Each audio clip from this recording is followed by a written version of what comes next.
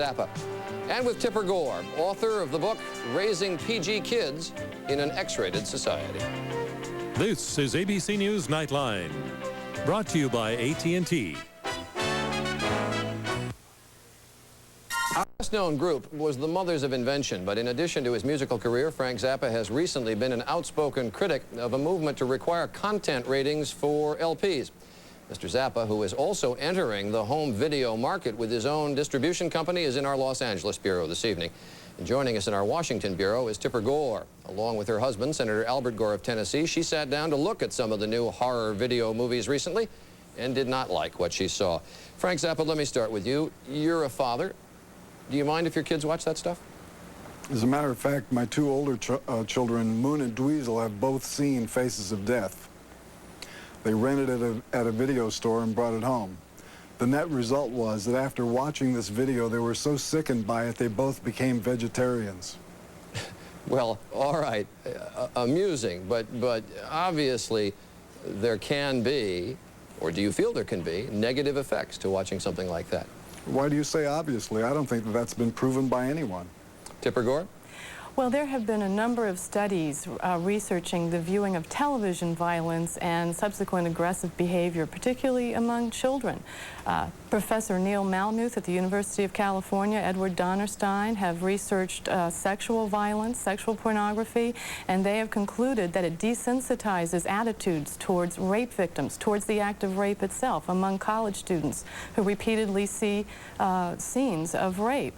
The PTA conducted hearings in 1978 in which they detailed cases of more aggressive behavior among children that they felt the children were imitating violence that they saw on television. The American Psychological Association had a report out last September in which they say that viewing violence on television is directly linked to more aggressive behavior among children. So there really are a lot of studies that talk about the effects of viewing violence. All right, Frank Zappa, a long list of studies, but Tipper used an interesting word. No conclusion. She said desensitizes. When you see a young girl, as you saw a moment ago, who was standing, I guess, in a video rental store saying, I like the blood, what's your reaction to that? Well, I think that the issue here may be desensitization rather than the content, because I think that there are a lot of things that people can see on television or in the movies that desensitize you. But the most desensitizing thing in the United States today is the Iran-Contra hearings, because that is desensitizing us to honesty, to the Constitution itself. That is an issue. This is nothing. All right, Tipper, let me come back to Tipper Gore. Let me come back to that question of the studies and what it can do. What are you really going to advocate as a solution? Are you simply going to talk about, as the woman did in the piece, talk about a different rating for these movies? Well, that's not necessarily a bad idea to discuss it, because if these home video cassettes or the rental cassettes do not go through the MPAA system, they're not rated, and yet they're in the stores available to kids of any age. So I would like to see an industry initiative where the industry takes responsibility for providing consumer information to parents, to others who are concerned about sadistic, sexual, savage scenes in some of these movies, and the availability, the easy accessibility to young children. And I think the answer to that is consumer information. But doesn't a rating just make them more enticing? Well, they're already enticing. I mean, your show is about the immense appetite that's already been created among teenagers and even younger kids for these kind of movies. I think the question is parental awareness. I think the key is most parents are not aware that the contents are as graphic as they are. It's their foremost responsibility, but they need guidance from the industry. Therefore, I think voluntary ratings are very appropriate and a useful consumer tool. Frank Zappa, you're about to go into the movie distribution business, I gather. If somebody brought it to you, would you distribute something called Splatter University? No. Why not? Good for you. Why not? Well, it's not the style of stuff that is going to be on my label. I've started a label called Honker Home Video, which is providing state-of-the-art weirdness, but not that type of material. Well, if you wouldn't distribute it, then you do have some objection to it. It's not my idea of entertainment. And the thing that is on my label, the material that is on my label, is going to be things that would entertain me. All right. Well, there's no question that these movies have become more popular. There are more of them. A recent phenomenon. We'll talk about why they've become such a phenomenon. When we come back, we'll be joined by one of America's best-known film critics, Gene Siskel of the Chicago Tribune. Television program Siskel and Ebert at the Movies. Gene Siskel, you're nice to join us this evening. We've gotten through a lot of years without these kinds of movies, and maybe I sort of suffer from terminal age at this point, but I mean, when I think back at Friday Fright Night at the movies, there was a vampire with a big black cape and whatever. But these things have obviously progressed a long way. Why do you think they have? Well, it has progressed a long way. I think it takes a bigger shock to, you know, once you've gotten used to a level of shock, even if it's electrical shock, it takes a bigger shock to get a jolt out of you mechanically in the body. And I think that's the way it works almost in films. To follow that through to its conclusion, though, it gets worse and worse and worse and worse. Yes, you know, when you're showing I Spit on Your Grave, you know, I sort of have to keep up to date with this stuff. That's the bad old days. Now it's Faces of Death. I used to say, when I was asked what was the worst film of all time that I'd seen, it was I Spit on Your Grave. Now it's Faces of Death. And they've come out now with Faces of Death 3, which is a high renter. I just called a couple of video stores in Chicago half an hour ago before we went on the air, and Faces of Death 3 is renting quite well. So it is getting rougher. And those films, by the way, are not faked, as the magazine publisher, the young magazine publisher was talking about.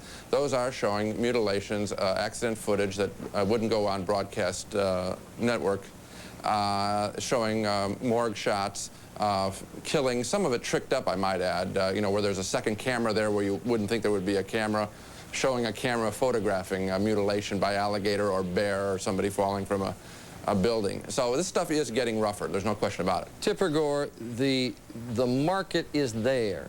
If the market is there, if people want to see them, there's really no way that you can stop that, is there?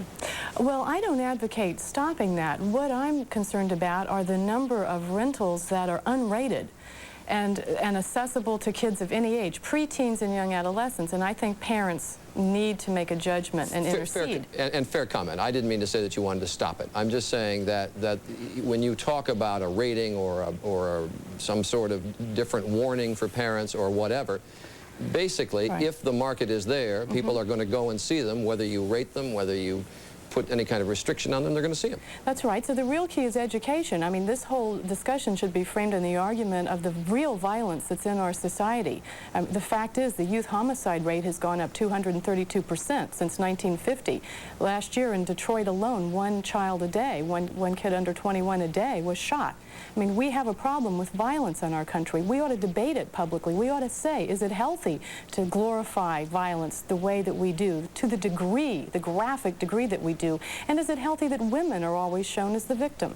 Frank Zappa, let me raise that question because a number of people do. One of the critics in the piece did, that it is a terrible problem for women, these movies, because they basically show an awful lot of aggression against women. One of the reasons they do show aggression against women is because there is a market for films that show aggression against women.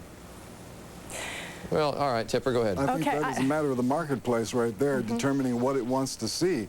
Obviously, there is a sentiment in the American public that demands to see women being treated in this way. Well, but you're talking about a mental health problem, not a problem of labeling an object.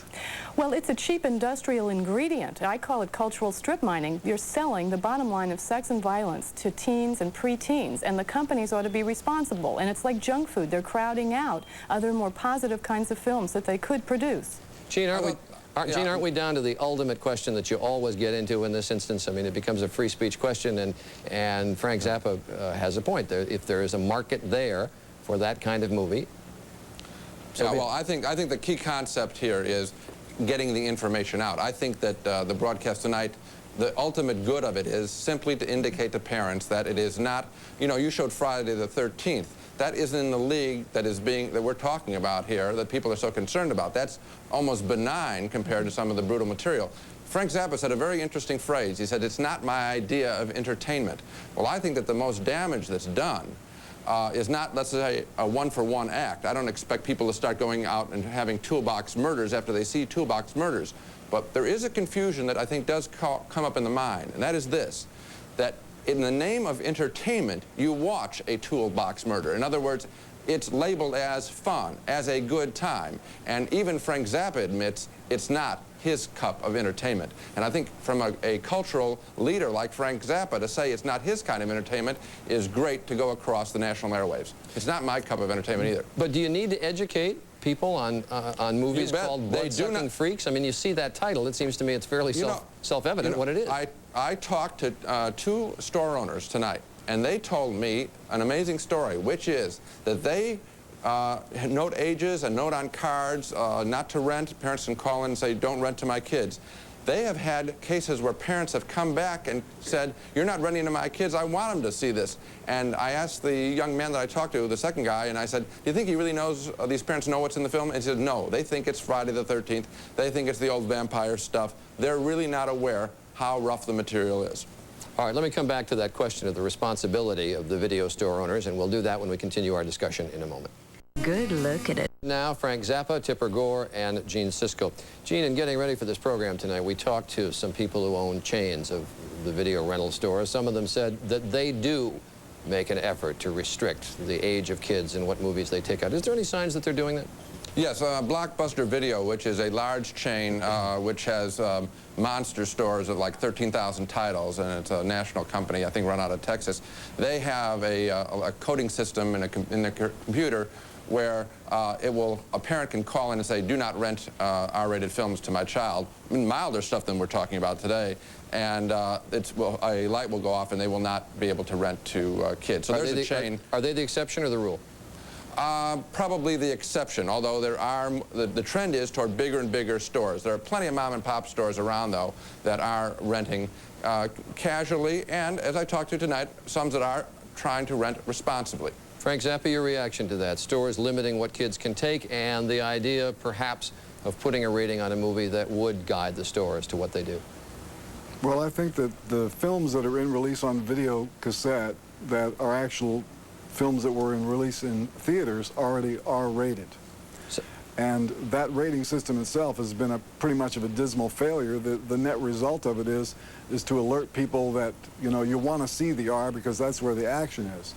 I think that restricting any kind of access for any age group, for any kind of material in home video, which is the last frontier of free information in a pictorial sense, that where you can choose it, bring it into your home, and it doesn't have to be as bland as television. There shouldn't be anything to interfere with that. Tipper Gore, in the last 30 seconds, do you see anything which points to an abatement of this phenomenon?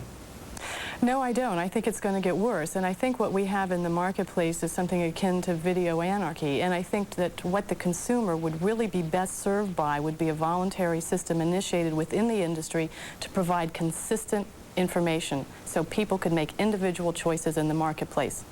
All right, Tipper Gore, Frank Zappa, Gene Siskel, thank you for being with us tonight. Nice of you all to join us.